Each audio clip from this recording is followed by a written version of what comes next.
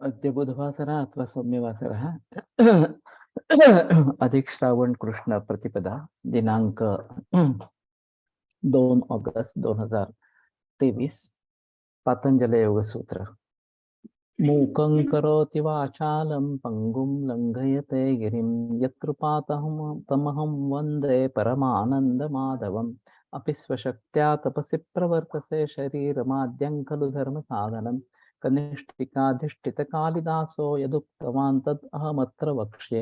उद्दिष्टमायुर्वेदस्य स्वस्थस्य स्वास्थ्यरक्षणम् आतुरे रोगमुक्तिश्च द्वयमेतत् प्रयुज्यते योगशास्त्रे धुना किन्तु न तत्तस्य प्रयोजनम्। द्वयोर्मोक्षप्राप्तिः स्यात् योगो मोक्षप्रवर्तकः स्वास्थ्यं च रोगमुक्तिश्च मोक्षप्राप्तिस्तथैव च सम्यगध्ययनेनैव आयुर्योगस्य तद्भवेत्।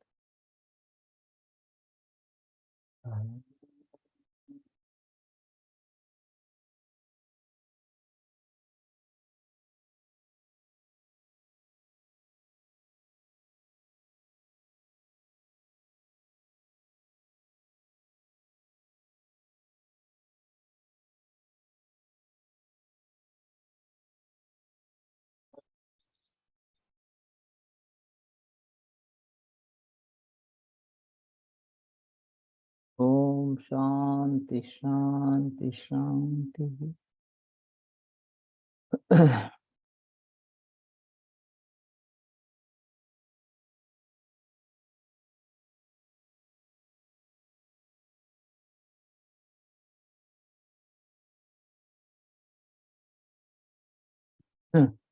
प्रथमोऽध्यायः समाधिपादः। अथ योगानुशासनम्। योगश्चित्तवृत्तिनिरोधः तदा दृष्टस्वरूपेव स्थानं वृत्तिसारूप्यमितरत्र। वृत्तयः पञ्चतयः क्लिष्टाः क्लिष्टाः प्रमाणविपर्ययविकल्पनिद्रास्मृतयः प्रत्यक्षानुमानागमाः प्रमाणानि विपर्यय मिथ्याज्ञानम् अतद्रूपप्रतिष्ठम्। शब्दज्ञानानुपाति वस्तुशून्यो विकल्पः अभाव प्रत्यालंबना वृत्तिर्निद्रा अनुभूत विषया संप्रमोषः स्मृतिः अभ्यासवैराग्याभ्यान्तं निरोधः तत्र स्थितौ यत्नोऽभ्यासः स तु दीर्घकाल नैरन्तर्य सत्कारा सेवितो दृढभूमिः दृष्टानुश्रविक विषय वितृष्णस्य वशीकार संज्ञा वैराग्यं तत्परं पुरुषख्यातिर्गुणवैतृष्ण्यं वितर्क विचारानन्दास्मितारूपानुगमात् संप्रज्ञातः विराम प्रत्ययाभ्यास पूर्वक संस्कार शेषोऽन्यः भव प्रत्ययो विदेह प्रकृतिलयानां श्रद्धावीर्य स्मृति समाधि प्रज्ञापूर्वक इतरेषां तीव्र संवेगानाम् आसन्नः मृदुमध्यातिमात्रत्वात् ततोऽपि विशेषः ईश्वर प्रणिधानाद्वा क्लेशकर्म विपाकाशयैर्परामृष्टः पुरुष विशेष ईश्वरः तत्र निरतिशयं सार्वज्ञबीजं स पूर्वेषामपि गुरुः कालेनानवच्छेदात् तस्य वाचकः प्रणवः तच्चपस्तदर्थभावनं ततः प्रत्यक्केतनाधिगमोप्यन्तरायाभावश्च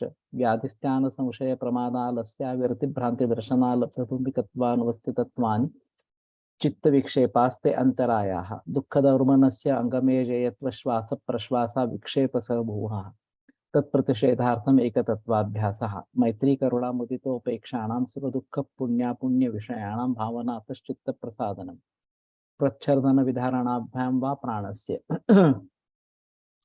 विषयवती वा प्रवृत्तिरुत्पन्ना मनसस्थितिनिबन्धिनी विशोका वा ज्योतिष्मति वीतरागविषयं वा चित्तं स्वप्ननिद्रा ज्ञानालम्बनं वा यथाभिमतध्यानाद् वा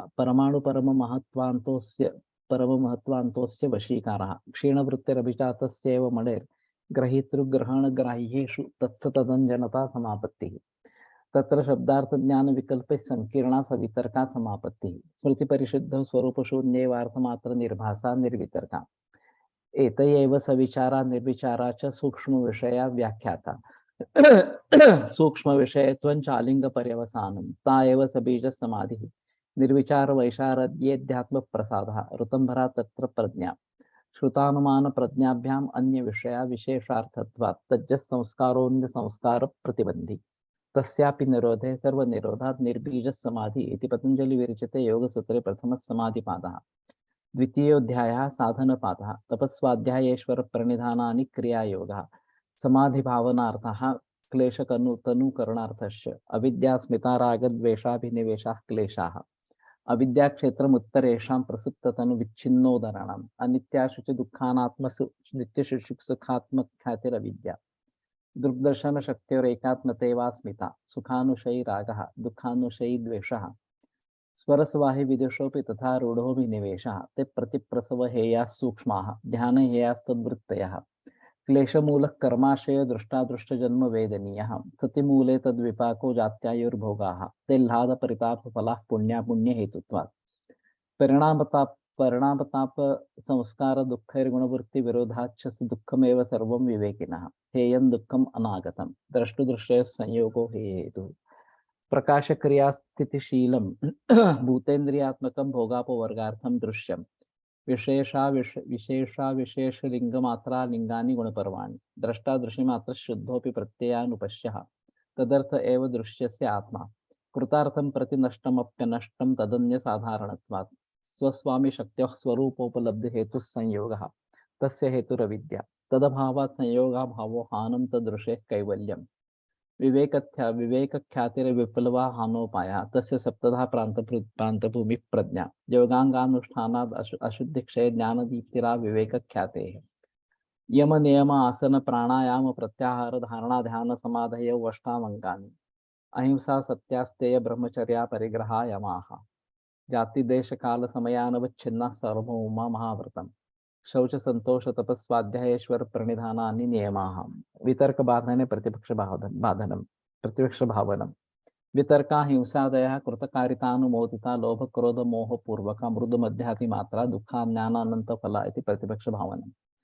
अहिंसा प्रतिष्ठायां तत्सन्निधौ वैरत्यागाय सत्य प्रतिष्ठायां क्रियाफलाश्रयत्वम् अस्तेय प्रतिष्ठायां सर्वरत्नोपस्थानम् ब्रह्मचर्य प्रतिष्ठायां वीर्यलाभः अपरिग्रह स्थैर्य जन्म कथनता संबोधः शौचात् स्वांग जुगुप्सा परेर संसर्गः सत्वशुद्धि सौमनस्य एकाग्रेन्द्रिय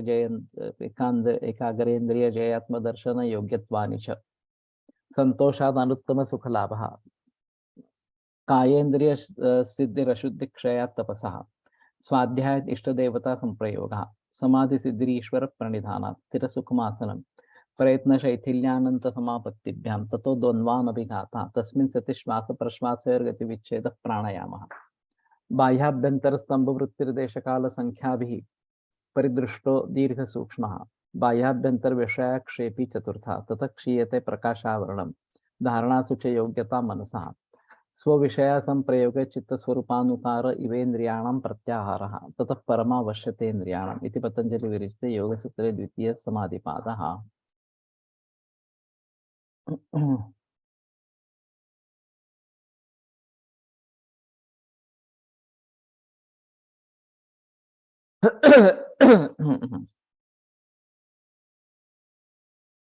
तो मानव जन्म यानी कि कर्म योनि जीवात्मा अनेक योनि में सुख दुख आदि भोग कर अंत में मनुष्य योनि में जन्म लेता है। मनुष्य जन्म में आने तक का उसका प्रवास निसर्ग नियम के अनुसार होता रहता है। उसमें जीव की इच्छा या सहेतुक प्रयत्न इनका संबंध नहीं होता और इसीलिए इस योनि को भोग योनि इस प्रकार से कहा गया है। मनुष्य योनि में उसके यहाँ क्या अच्छा है क्या बुरा है यह समझने का ज्ञान होता है। अच्छा चाहिए और बुरा नहीं चाहिए ये इच्छा स्पष्ट रूप से प्रतीति में आती है। इस इच्छा के अनुसार जो प्रयत्न होता है उस प्रयत्न के अनुसार फल मिलता है। यदि अपेक्षानुसार फल नहीं मिला तो हमारे प्रयत्नों में क्या कमी रह गई क्या भूल हुई इसका विचार मनुष्य कर सकता है और उसके ज्ञान के अनुसार जो भूल हुई ऐसा उसको लगता है वो उसको टालने की कोशिश करता है अथवा सुधारने की कोशिश करता है और फिर पूर्व के हिसाब से या कंपैरिजन में अधिक ज्ञानयुक्त प्रयत्न वो करता रहता है और फिर पहले से भी ऊंचा फल उसको प्राप्त होता है। सबसे श्रेष्ठ फल जो है वह कैवल्य साक्षात्कार, वो प्राप्त होने तक इस प्रकार से बार-बार प्रयास होते रहना। इससे ये प्रतीत होता है कि पशुओं की अपेक्षा मनुष्य योनि में अच्छा-बुरा जानने की विचार शक्ति और फिर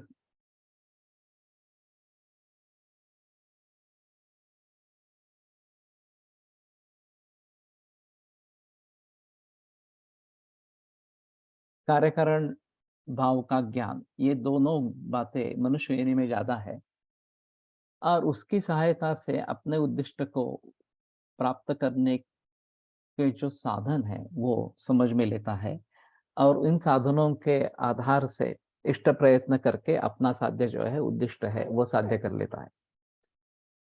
इसका ये मतलब है कि मनुष्य को पशुओं से ज़्यादा अधिक ज्ञान है और उस ज्ञान का उसकी इच्छा के अनुसार उपयोग करके या प्रयोग करके श्रेष्ठतर श्रेष्ठतम इस प्रकार के ध्येय स्वप्रयत्न से वो प्राप्त कर लेता है। एक बार ये बात ध्यान में ले ली, तो मनुष्य को पशुआदिकों से ज़्यादा वर्तन स्वातंत्र्य है, ये सहज स्पष्ट होता है। अन्य योनियों में कर्म स्वातंत्र्य न होने के ज़रिए वो केवल भोग योनि इस प्रकार के हो, तो मनुष्य योनि ये कर्म सामर्थ्य, ज्ञान सामर्थ्य होने के कारण, वर्तन सामर्थ्य होने के कारण वो कर्म योनि बताई जाती है।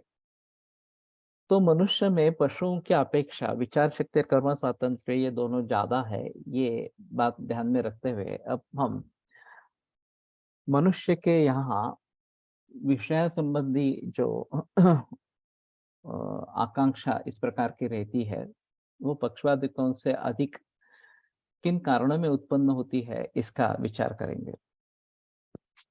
तो दुर्लभम मानुषं जन्म इस प्रकार का कहा जाता है, मानुष्य जन्म मिलना दुर्लभ इस प्रकार का होता है। और फिर अनेक पशु योनियों में से परिभ्रमण करते-करते जीव मनुष्य योनि में आ जाता है। वो सभी योनि केवल भोग योनि है, जो उसके लिए भोग है, उसको वो भुगतना है। मनुष्य योनि में वो सोच सकता है कि मुझे क्या पाना है, कौन से साधन है, कैसे पाना है, इस प्रकार से। अगर उस प्रयासों में कुछ भूल हो गई, तो वो उसको सुधारने की कोशिश करता है। और मोक्ष प्राप्ति, ये सबसे अच्छा फल है। तो वो पाने तक वो इस प्रकार के प्रयास करता रहता है। ये मनुष्य योनि की खासियत इस प्रकार की है। और इसलिए इसमें विचार शक्ति और कर्म स्वातंत्र्य ये दोनों मनुष्य योनि में ज़्यादा है अन्य पशुओं की अपेक्षा और इसी जन्म में हमें मुक्ति का मार्ग दिख सकता है, अन्य योनियों में इस प्रकार का मार्ग दिख नहीं सकता। सुख-दुःखों का अधिष्ठान अविद्या, काम और कर्म। इंद्रियों का विषयों से संयोग होने पर चित्त में अनुकूल या प्रतिकूल संवेदना उत्पन्न होती है और इन संवेदनाओं का उत्तर रूप यानी कि सुख या दुःखात्मक वृत्ति हो। सभी प्राणी मात्रों की प्रवृत्ति सुखार्थ है, ये सिद्धांत सर्वमान्य है। सुखार्था सर्वभूतानां मता सर्वा प्रवृत्तयः सुकंचन विना धर्मात् तस्मात् धर्म परो भवेति वाग्भट में भी कहा है। तो सुख के लिए सभी प्राणी मात्रों की प्रवृत्ति होती रहती है, ये अहम मुद्दा है इस प्रकार से। मनुष्य के यहाँ विचार शक्ति अधिक होने के जरिए उसको इंद्रियजन्य सुख अथवा दुःख का भोग होने पर वो सुख फिर से प्राप्त हो और वो दुःख कभी न प्राप्त हो, इस प्रकार के विचार उसके मन में स्फुरण होते हैं। मुख इज ओनली स्पिरिचुअल मुक्ति इज ओनली स्पिरिचुअल स्टेट और including physical state of body also. वहाँ शरीर का कुछ संबंध ही नहीं रहता। मैंने मुक्त योगी की बात कही थी कि ऐसा ही पड़े रहता था, जो भी कुछ खाने के लिए देते थे खा लेता था इस प्रकार। तो एक ने मिर्च उसको खिलाई और दूसरे दिन देखने के लिए गया तो गुदद्वार में सूजन थी, खून बह रहा था, एक कुत्ता खून चाट रहा था। तो उसने क्षमा याचना की कि मैंने आपको खामखा तकलीफ दी। तो योगी ने पूछा क्या हुआ? तो उसने कहा मैंने ऐसे मिर्च खिलाया था। तो फिर ये खून बह रहा है, कुत्ता खून चाट रहा है। तो योगी का जवाब था चमड़ी जाने और कुत्ता जाने। नाहम देहहा, मैं देह नहीं हूँ, मैं आत्मा हूँ, इस प्रकार से। ये बहुत ही ऊंची स्थिति है, तो देह का संबंध नहीं रहता मुक्ति में। जब तक अपना जीवित है तब तक देह धारण होता है, और जब जीवित खत्म होता है तो देह धारण नष्ट हो जाता है, लेकिन आत्मा परमात्मा में विलीन इस प्रकार का हो जाता है।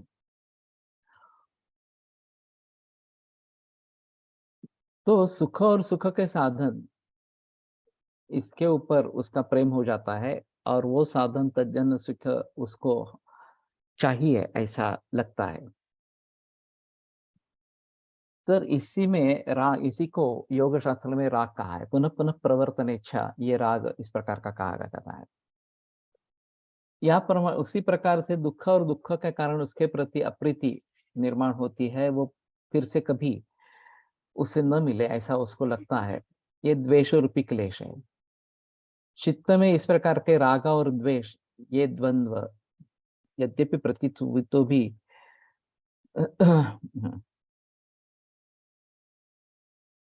वो एक ही काम इस वासना से जुड़ी इस प्रकार की है।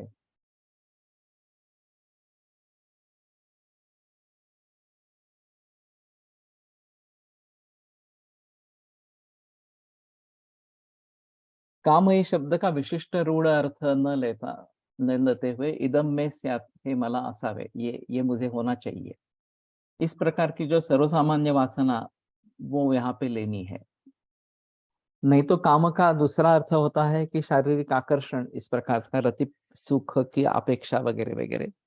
तो वो यहाँ पे अभिप्रेत नहीं है। कोई भी इच्छा, ये काम का स्वरूप यहाँ पे अपेक्षित इस प्रकार का है।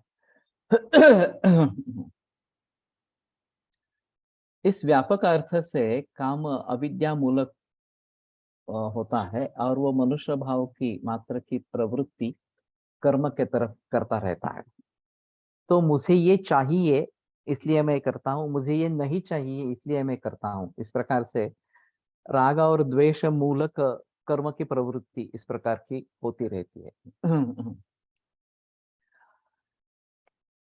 आत्मा वस्तुतः सच्चिदानंद घन ब्रह्म है, और दृश्यजात असत जड़ दुखात्मक है। जो भी हम देखते हैं वो असत, जड़ और दुखात्मक है। आत्मा सच्चिद आनंद स्वरूप है। आत्मा की ये सच्चिदानंद घनता प्रतीत न होते हुए असत जड़ दुखात्मक देहादिक वगैरह, वो नित्य शुचि सुखात्मक है, और वही मैं हूँ इस प्रकार की प्रतीति होती है, वो अविद्या है। तो हम एकरूप हो जाते हैं हमारे शरीर से, शरीर के सुख दुखों से इस प्रकार से, और यही सुख दुख है ऐसे हमें लगने लगता है। तो वास्तव में मैं इससे अलग हूँ, ये प्रतीति होना, ये होता है अविद्या के जरिए होता है। और जब अविद्या दूर हो जाती है तो मुझे आ, मैं क्या हूँ इसकी प्रतीति होना आरंभ होता है, और वही वास्तव में मोक्ष अवस्था इस प्रकार के है। व्हाट कैन बी प्रायोपवेशन said in relation with this concept? प्रायोपवेशन का मतलब अपना जीवन समाप्त करना इस प्रकार का है। उसमें मुक्ति की अपेक्षा है इसलिए जीवन समाप्त कर रहे हैं, ऐसी स्थिति नहीं रहती। मैं इस जीवन से तंग आ चुका हूँ, मैंने बहुत कुछ भुगत लिया है, और फिर अभी आगे मैं और भुगतना नहीं चाहता हूँ, ये कारण सामान्य था इसमें होता है, प्रायोपवेशन में होता है इस प्रकार से। मेरे पास एक मरीज था, बहुत एक एडवांस कैंसर था, जैन था। और मुझे वो पूछ रहा था कि मैं ठीक हो पाऊंगा या नहीं पाऊंगा। मैंने कहा मैं नहीं बता सकता आप ठीक होंगे नहीं होंगे, हम कोशिश करेंगे। शुरू में हमारा उद्दिष्ट बेटर क्वालिटी ऑफ लाइफ और फ्री प्रोलॉन्गेशन इस प्रकार का होगा। वो बार बार यही जिक्र करता रहा, नहीं मुझे बताओ कि मैं ठीक हो पाऊंगा या नहीं पाऊंगा।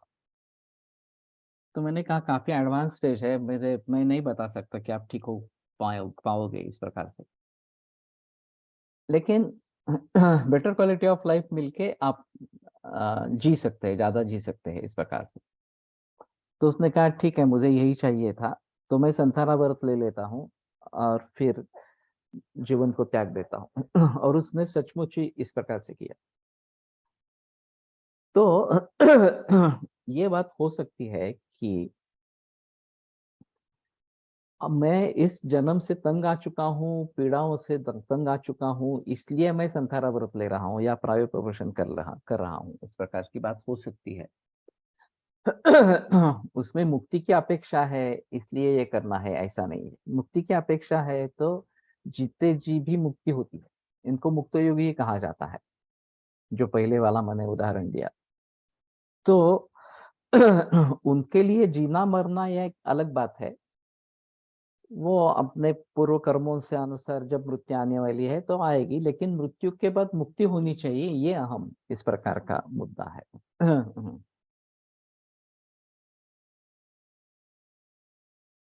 काम का मूल अविद्या होने के कारण सुख वास्तविक किससे प्राप्त होता है, ये जीव को समझ में नहीं आता। सुख वास्तविक आत्मा के यहाँ निर्भर होने होता है, फिर भी वो बाह्य विषयों से मिलता है, इस प्रकार की भ्रांति उसको होती रहती है। हम इंद्रियों के सुखों में अटक जाते हैं और वही सुख है ऐसा हम समझते हैं। जब अविद्या दूर होती है तो मत पता होता है कि अरे नहीं, ये तो सुख नहीं है, आत्मा खुद आनंद स्वरूप है, वही सुख है। ये संप्रज्ञात समाधि के जो 4 अवस्थाएं बताई है, उसमें सानंद एक अवस्था बताई है जिसमें आत्मा के आनंद की अनुभूति होती है। चरकाचार्य ने भी आत्मस्थे मनसि स्थिरे स शरीर से योग ज्ञातम योग मृषे विदु इस प्रकार का कहा। तो मन अगर आत्मा में स्थित हो जाता है तो ये आनंद की अनुभूति जरूर इस प्रकार की आती है। लेकिन वहां भी में अटकना नहीं है, उसके आगे अस्मिता भाव और उसके आगे असंप्रज्ञात समाधि, ये सब बातें यहाँ पे होती है। Sometimes I feel that I become a bird. From the characteristics of a bird is that they don't have competition, no hatred, don't worry about their sustenance or rely upon the Almighty. They do hold food like some other animals do and leave their nests in search of food only to return fully satisfied. मोक्ष प्राप्ति नहीं के लिए क्या करना है, ये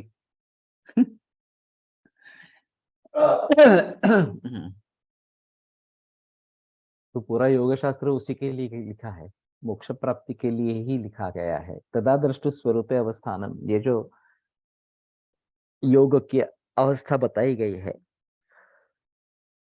उसको पाने के लिए ये सब चल रहा है, सिलसिला चल रहा है। तो धीरे धीरे जैसे ज्ञान होता रहेगा, उसके अनुसार कर्म होता रहेगा, तो मोक्ष की तरफ हम कदम रखते रहेंगे। आगे आगे बढ़ते रहेंगे और बाद में हमें भी पता नहीं चलेगा कि मुझे मोक्ष प्राप्ति हो गई है इस प्रकार से, क्योंकि उसकी भी इच्छा नहीं रहेगी बाद में। शुरू में उसकी इच्छा रहनी चाहिए और बाद में वो भी इच्छा इस प्रकार से नहीं रहेगी। तो ये विविध स्टेजेस है, ऐसा मैं मानता हूँ, विविध अवस्था ये है कि इंद्रियों के विषयों को ही सुख समझना, ये सबसे पहली पहला कदम इस प्रकार का है। और फिर इंद्रियों में वास्तविक सुख नहीं है, ये समझना, और फिर किसी आलम पर लक्ष्य केंद्रित करना, इंद्रियों से दूर होना, ये जो सविचार वगैरह, ये सब संप्रज्ञात समाधि की अवस्थाएं जो बताई गई है, उसमें मार्गक्रमण करेंगे तो धीरे-धीरे बाह्य इंद्रियों से अंतर्मुख होते हुए किसी आलंबन पर लक्ष्य केंद्रित करेंगे। फिर वो आलंबन भी सामने नहीं होना चाहिए, केवल विचार से ही सभी तर्क ये आलंबन सहित है। सविचार इसमें आलंबन भी नहीं होना है, केवल मेरे मन में स्फुरण होता है कि मैं धन्वंतरि की मूर्ति देख रहा हूँ और फिर मैं मंत्र जाप करना आरंभ करूंगा, इस प्रकार से। तो केवल विचारों से भी होता है, उसके आगे बढ़कर आत्मा में अगर मन स्थिर हो जाता है तो आनंद की अनुभूति होती है और फिर केवल आत्मा की अनुभूति इतनी ही रहती है। संप्रज्ञात समाधि की अंतिम अवस्था है। फिर आगे प्रकृति लय हो जाता है और प्रकृति लय होने से कुछ जानना ये बात ही नहीं रहती। तो इस प्रकार से धीरे-धीरे हम मोक्ष की तरफ मुड़ते हैं, आगे-आगे बढ़ते हैं इस प्रकार से। सुख वास्तव में आत्मा के यहाँ होता है और बाह्य विषयों से वो मिलता है, इस प्रकार की भ्रांति उसको हो जाती है। और फिर इस बाह्य विषयों की तरफ चित्त दौड़ने लगता है और बाह्य विषय प्राप्त हो इसके लिए इंद्रिय इत्यादि के द्वारा उसके कर्म होते हैं। इस प्रकार से काम अविद्या मूलक होकर वही जीव मात्रों की कर्मों की तरफ प्रवृत्ति करता है और अविद्या काम कर्म या इन त्रयी पर ही संसार प्रतिष्ठित है। गुरु करून घेणे हे खूप गरजेचे असते. मोक्षप्राप्तीसाठी असं जनमानसात बोललं जातं. पण नेमकं कोणाला गुरु करावा हा प्रश्न पडतो. खूप ठिकाणी गुरुनी मंत्र दिला तो जपावा की काही नको असं सांगितलं जातं. बाकी काही नको असं सांगितलं जातं. ये विभिन्न अवस्थाएं हैं। हम किस अवस्था में है उसके अनुसार ये निर्भर होता है। ईश्वर प्रणिधानाद्वा ये एक विकल्प दिया है समाधि सिद्धि के लिए। तो केवल नामस्मरण करना ये भी एक ईश्वर सिद्धि का मार्ग है या समाधि सिद्धि का मार्ग इस प्रकार का है। तो हमारी तैयारी कब तक हुई है, कहाँ तक हुई है, उसके अनुसार गुरु हमें मिलता रहता है। जनरली अध्यात्म में गुरु शिष्य को ढूंढते आता है। शिष्य को गुरु के पास जाने की आवश्यकता नहीं रहती। जब वो अवस्था प्राप्त हो जाती है, वो स्थिति प्राप्त हो जाती है, तो गुरु खुद उसको उसके पास आता है, उसको ढूंढ लेता है इस प्रकार से। और ये काफी लोगों में पाया गया है कि उनको संदेश आता है कि यहाँ पे जाना है वगैरह इस प्रकार से। मैंने एक नानल सर से अजीब उदाहरण सुना था। जर्मनी में कोई एक औरत, उसने पति को कहा कि हमें भारत में जाना है, इंडिया में जाना है। तो बोले कहाँ जाना है, क्या करना है? तो वो तो मालूम नहीं है, लेकिन मुझे जो संदेशा मिला है भारत में जाना है, इस प्रकार से। तो फिर उन्होंने फ्लाइट बुक कर ली। बम्बई में उतर गए। उतरने के बाद उसको संदेशा मिला कि पुणे में आना है। तो वो पुणे में आ गई। फिर उसको संदेशा मिला कि कर्वे रोड पे जाना है। तो कर्वे रोड पे आ गई। और फिर ये गोड़वनी महाराज का आश्रम है वहां पे, उसमें वहां तक वो पहुंच गई।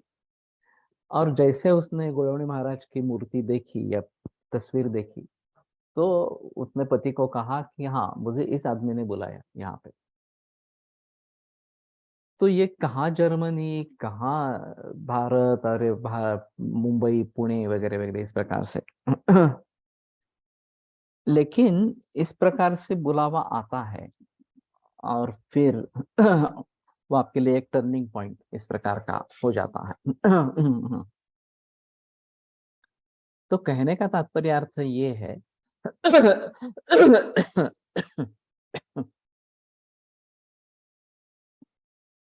कि गुरु खुद ढूंढता है इस प्रकार से। और उपड़ेकर महाराज का भी इसी प्रकार का है। वो तो एमबीबीएस डॉक्टर थे, प्रैक्टिस कर रहे थे। एक दिन अचानक उनको संदेश आया किसी गुरु के पास जाना है, वो चले गए और फिर जंगलों में भटकते रहे वगैरह वगैरह। वापिस आकर उन्होंने फलटन में अपने मठ की स्थापना की है।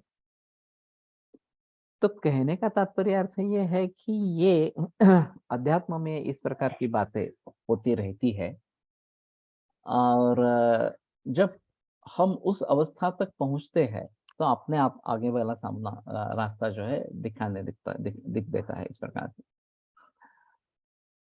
एकंदर में तात्पर्य इस प्रकार का है कि इंद्रियों का विषयों से होने वाला संयोग अनुकूल संवेदनीय ये इसलिए सुखात्मक और प्रतिकूल संवेदनीय इसलिए दुखात्मक इस प्रकार का निसर्ग से होता है। ये अनुकूल या प्रतिकूल संवेदनीय अनुकूल विषयों का ग्रहण, प्रतिकूल विषयों का त्याग करके अनेकों जन्म का कार्यक्रम। हाँ, ये तो होता है कि बहुत सारे जन्मों में पुण्य अर्जित किया है, तो किसी एक पर्टिकुलर जन्म में मुक्ती होती है इस प्रकार से। गुरुशिवाय मोक्ष मिळू शकत नाही असे म्हणता येईल काय? वैसे गुरु की आवश्यकता अध्यात्म में होती है, इसमें संदेह की बात नहीं है। हाँ, मुझे मालूम नहीं अभी कि गुरु के बिना भी केवल इस प्रकार के ज्ञान के आधार पर मुक्ति हो सकती है, नहीं हो सकती है इस प्रकार से। लेकिन शायद पर्टिकुलर अवस्था में पहुंचने पर गुरु अपने आप आ जाता है। ये प्रायः होने वाली घटना है। इसके बगैर केवल इस प्रकार से मुक्ति होगी, हो भी सकती है, नहीं बता सकते इस प्रकार से। उस अवस्थाओं को प्राप्त करना ये आवश्यक है। वो किसी भी तरीके से आप उस अवस्थाओं तक पहुंच जाते हैं, तो मुक्ति होगी इस प्रकार से। और इसलिए हमें चाहिए कि हम उस दिशा में प्रयास करते रहेंगे। जब तक प्रयास नहीं करेंगे, कर्म हमारा उसी की तरफ नहीं मुड़ेगा, तब तक कुछ नहीं होगा। और पहले जो है, ये अभ्यास वैराग्याभ्यान्तर निरोधा, ये जो बात बताई गई है कि निरंतर सत्कारा सेवितो दृढ़ भूमि वगैरह इस प्रकार से अभ्यास करते रहना चाहिए, किसी एक आलम पर चित्त स्थिर करना वगैरह वगैरह, ये बात करनी चाहिए। उनका कोलटकर का कहना है, हर रोज 3 घंटे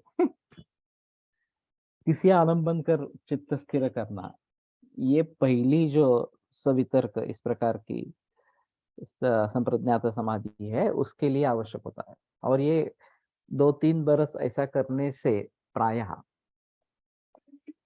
हम आगे की अवस्था में बढ़ जाते हैं इस प्रकार से। लेकिन इसको इतने बरस लगते हैं, ये बात ध्यान में रखो। 3 घंटे हर रोज इस प्रकार के एक कुछ समय निश्चित करके उसके अनुसार करना है, तो ये बात अहम है। तीव्र संवेगानाम आसन्न, हाँ, ये भी बात बताई गई है, जिनका तीव्र संवेग है उनको जल्दी भी होता है। मृदु मध्यानि मात्रत्वात् ततोपि विशेषः।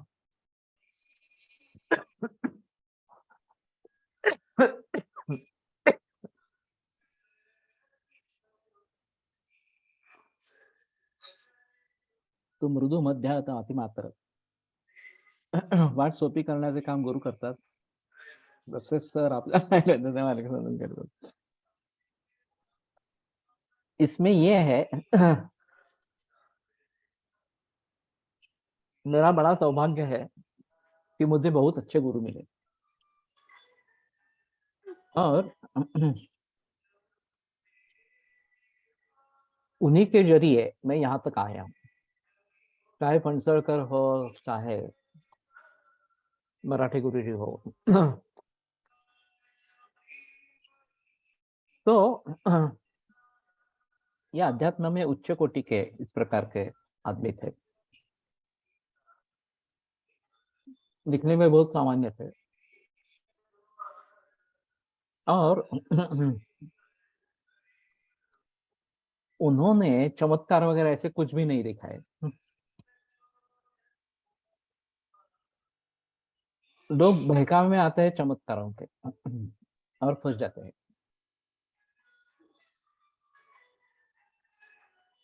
ये गुड़वनी महाराज, गोंदवलेकर महाराज वगैरह वगैरह, इस सभी में it is with very critical stages. If we don't understand we are in a right place and unable to handle the energy, we may land in difficult situation. If a guru is there, then only it is easy. 100 degree तक पानी उबलता रहता है, एक तरफ में वाफ हो जाती है, शिष्य तैयार है, गुरु उपस्थित हो जाते हैं। ठीक है। और हमारा सौभाग्य ये है कि आप हमें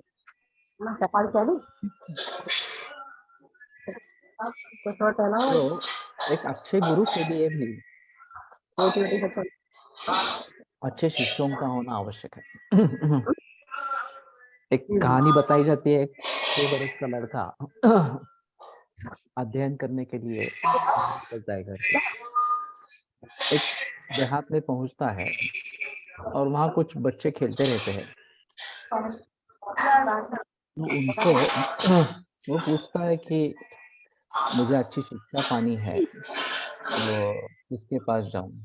तो लड़के बोलते हैं सामने जो हवेली है ना, इसमें जाओ, तो गुरु मिल जाएंगे, इस प्रकार से।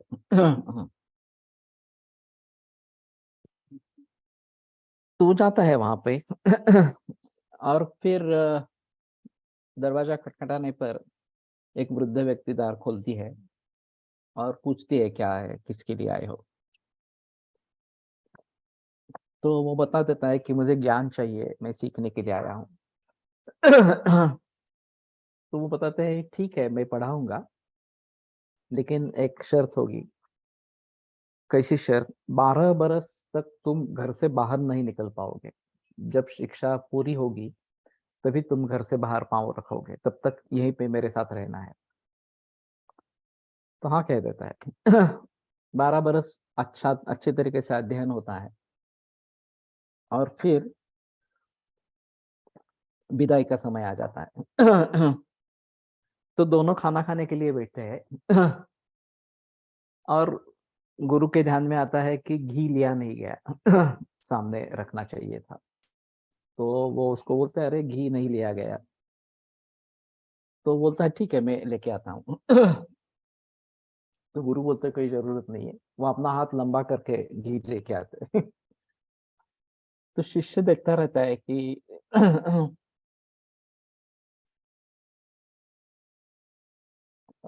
ऐसा कैसा हो सकता है। तो गुरु बोलते हैं एक काम करो, खाना खाने दो, हम खाना खा लेंगे और फिर मैं बताऊंगा। खाना होने के बाद वो बताते हैं कि मेरे पास बहुत अच्छा ज्ञान था, लेकिन कोई मुझे शिष्य नहीं मिला, अच्छा शिष्य नहीं मिला, और इसलिए मैं ब्रह्म राक्षस बन गया। मैं ब्रह्म राक्षस हूँ। लेकिन तुम जैसा अच्छा शिष्य मुझे मिल गया, तो अब मेरी मुक्ति है। तो मैं भी मुक्त हो जाऊंगा और तुम भी अपने घर चले जाओगे, इस प्रकार से। तो ये बड़ी अजीब कहानी है। कि गुरु ऋण करके एक बताया गया है। पितृ ऋण, मातृ ऋण, गुरु ऋण, विद्या ऋण वगैरह वगैरह, इस प्रकार के काफी ऋण बताए गए हैं। इसमें गुरु ऋण जो है, वो तुम्हें जो ज्ञान मिला है, तुम आगे अगर अच्छे शिष्यों को वो प्रदान नहीं करते, तो वो तुम्हारे ऊपर सदैव बना रहता है, इस प्रकार के, और उसके लिए शायद तुम्हें फिर से जन्म लेने पड़ते हैं।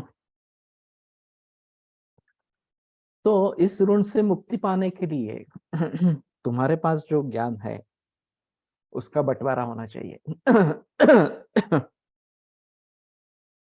तो मैंने इन लोगों से जो सीखा, जो भी सीखा, तर्क संग्रह सीखा या और कुछ सीखा इस प्रकार से, या आयुर्वेद के वैद्यों से काफी बातें सीखी इस प्रकार से। तो मेरा एक कर्तव्य बनता है कि मैं दूसरों तक पास करूं। अब तुम्हारा भी ये उत्तरदायित्व है कि तुम भी अन्य लोगों तक ये पहुंचाते रहे। केवल अपने पास रखना है और अपने के लिए फायदा कर लेना है, ऐसी बात नहीं होनी चाहिए। तो ये अगर हम इस प्रकार से लोगों तक पहुँचाते रहते हैं, तो अच्छा होगा, सभी के लिए फ़ायदेमंद इस प्रकार का होगा। तो मैं तो गुरु ऋण के हिसाब से ये कर रहा हूँ और मेरा कर्तव्य है। डॉक्टर माने संगीता प्लीज़ म्यूट। ओके।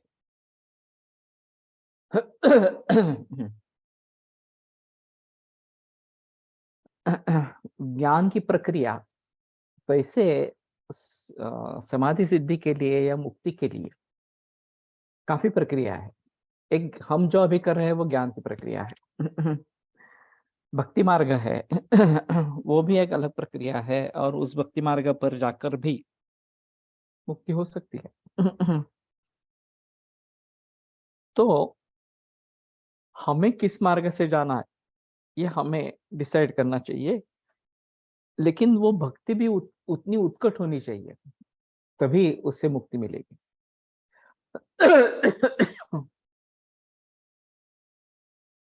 कर्म भी है इस प्रकार से। तो कहने का तात्पर्य अर्थ ये है कि चरक ने भी शारीस्थान पहले अध्याय में अथ मुमुक्षूणाम उदयनानि व्याख्यास्यामः, मुमुक्षु लोगों के उदयन के लिए क्या-क्या करना है, ये बताते हैं। और काफ़ी श्लोक है वहाँ पे, असतां परिवर्जनम वगैरह-वगैरह इस प्रकार से। मनोबुद्धि समाधानम, अर्थ तत्व निषेवणम वगैरह-वगैरह इस प्रकार की काफ़ी बातें वहाँ पे बताई गई हैं। और 5वें अध्याय में लोके विततमात्मानं लोकं चात्मनि पश्यतः वरावरो दृशो लोके सत्या बुद्धि प्रवर्तते या भिन्नत्यति बलं महामोहमयं तमः इस प्रकार से। तो ये जो अंधकार है वो दूर हो जाता है। ये अगर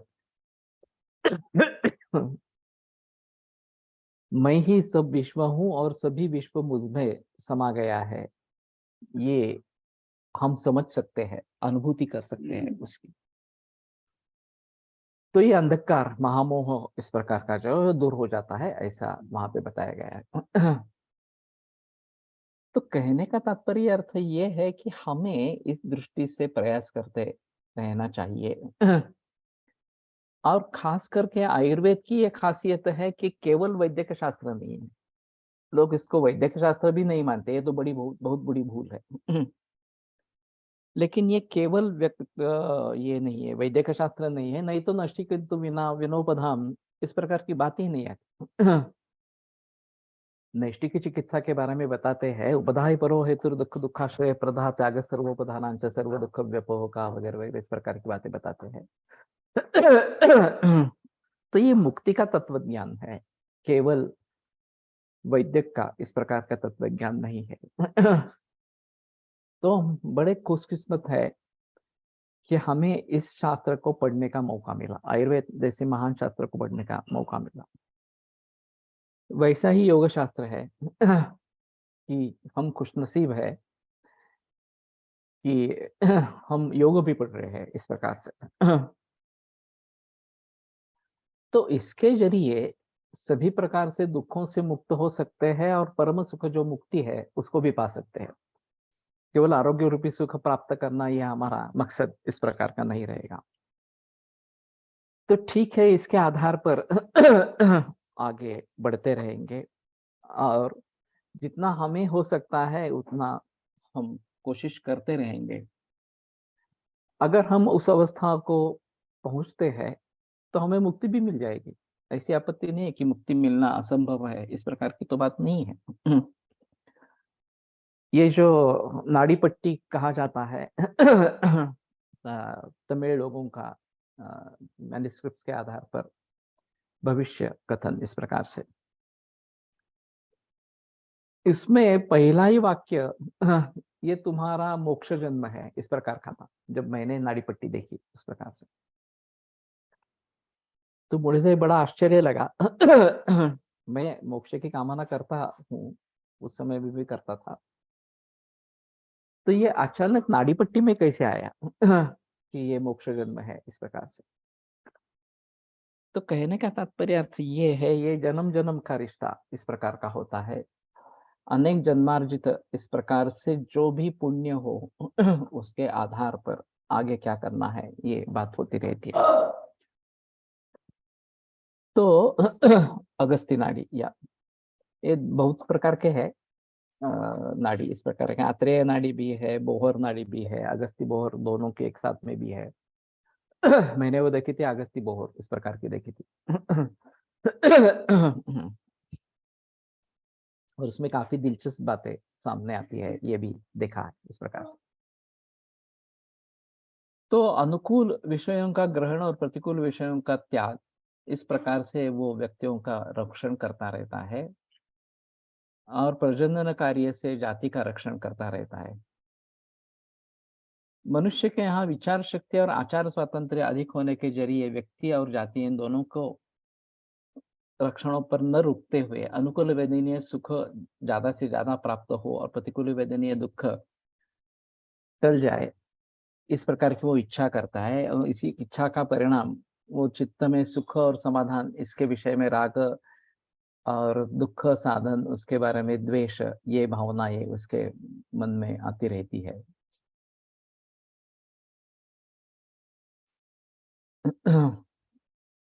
तो ठीक है, अभी 7:25 हो गए हैं। शुरू में ये काफी तकलीफ हुई है शुरू करने में।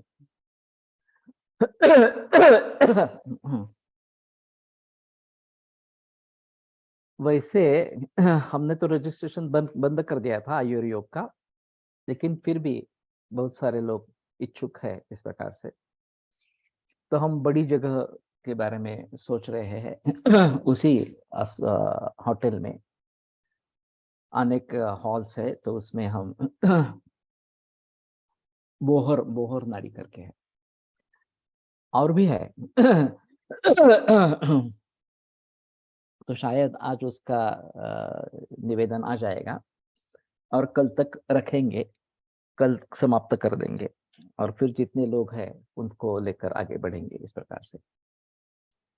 वशिष्ठ नाड़ी भी है, यस।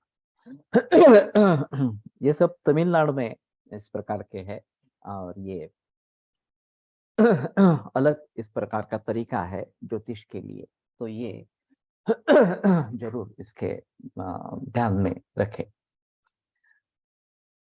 तो ठीक है, हम जॉब जो है वो कर लेते हैं और फिर आगे बढ़ेंगे। ओम धन धन्वंतरये नमः। यस, जेएसवीसी में लिंक डालेंगे। ओम धन धन्वंतरये नमः। ओम धन धन्वंतरये नमः। ओम धन धन्वंतरये नमः। ओम धन धन्वंतरये नमः। ओम धन धन्वंतरये नमः। ओम धन धन्वंतरये नमः।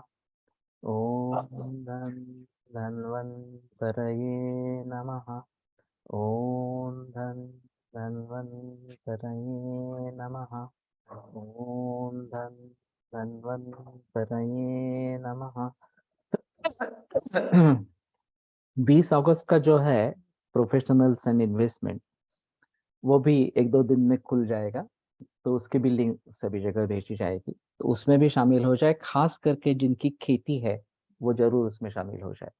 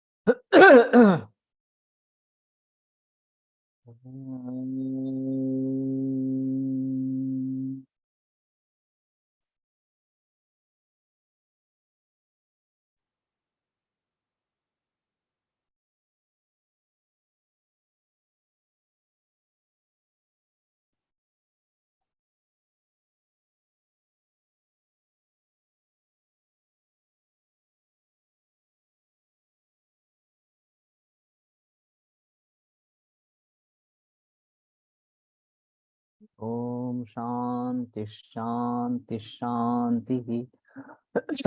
वास्तव में जो 20 अगस्त का है वो भी हमने मराठी में रखा था, लेकिन अगर ज्यादा लोग मराठी न समझने वाले आते हैं तो ये हिंदी या अंग्रेजी में हो सकता है। तो कृपया बता दें कि अगर ज्यादा लोग हिंदी या अंग्रेजी में करना चाहते हैं तो वो पॉसिबल होगा, ऐसा नहीं है कि बिल्कुल पॉसिबल नहीं है।